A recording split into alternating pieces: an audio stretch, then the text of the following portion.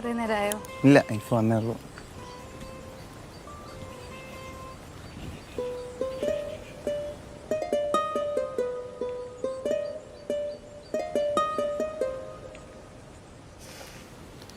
പോരെ പറഞ്ഞിട്ടില്ലല്ലോ? ഇല്ല, ഇക്ക പറയണ്ടെന്ന് പറഞ്ഞോണ്ട് ഞാൻ സ്റ്റിച്ചിങ് സെന്ററിലേക്കാണ് പറഞ്ഞിറങ്ങിയത്. എന്തൊക്കെ കാണണമെന്ന് പറഞ്ഞേ? അതെ, 3 ദിവസമല്ലേ ഉള്ളൂ ഇനി നമ്മുടെ കല്യാണത്തിന്. എനിക്കൊരു കാര്യം അറിയണം. എന്താ?